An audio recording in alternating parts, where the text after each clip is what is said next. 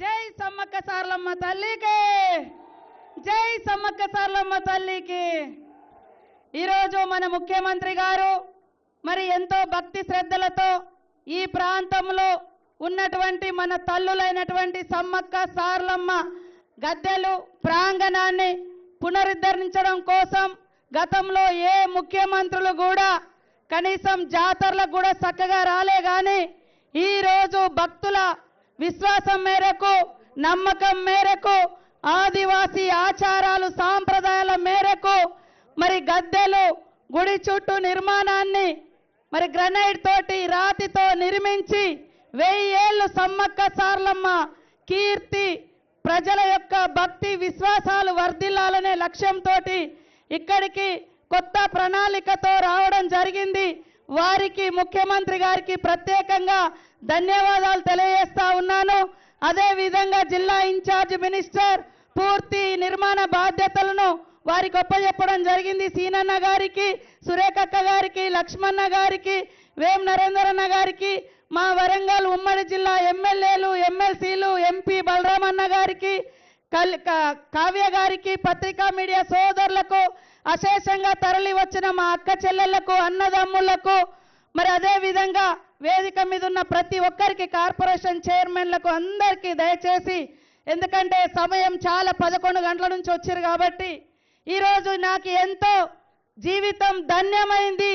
ఒకే ఒక కోరిక, సమ్మక్క సారలమ్మ చరిత్ర మరి ఇప్పటికీ 13వ శతాబ్దంలో మొదలైతే మరొక 1000 ఏళ్ళు ఉండాలి.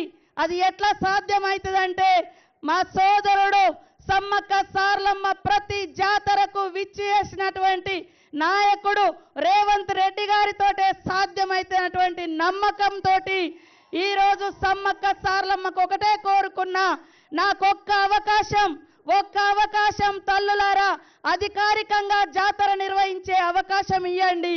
మీ కీర్తి, మీ ప్రతిష్ట, తల్లుల యొక్క గొప్పతనం 1000 ఏళ్ళు ఉండే విధంగా నేను అదే విధంగా మా సోదరుని ఒప్పించి మెప్పించి తీసుకొస్తాను ఒప్పుకున్నా.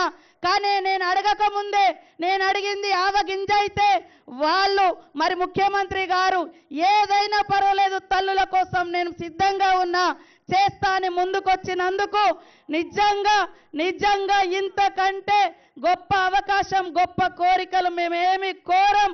కాబట్టి దేవుడు బాగుంటే, దేవుడి గుడి బాగుంటే, సమ్మక్క సారలమ్మ ప్రతిష్ట బాగుంటే ఖచ్చితంగా సకల జనులు బాగుంటారు.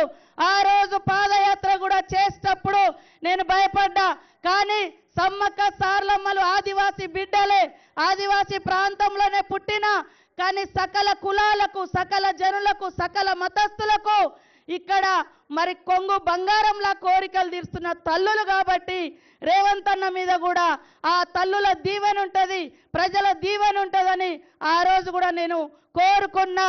ఆ సంకల్ప బలం ముఖ్యమంత్రి గారి ఆనాటి పిసిసి అధ్యక్షులుగా సంకల్ప బలం సమ్మక్క సారలమ్మ దగ్గర నుంచి పాదయాత్ర చేసి మళ్ళీ జాతరకు 1 ఇయర్లో మరి ముఖ్యమంత్రి హోదాలో సమ్మక్క సారలమ్మ దగ్గరకు వచ్చారు. అదే కాకుండా ఈ రోజు కూడా ఏ ముఖ్యమంత్రులు ముందస్తుగా రాలే.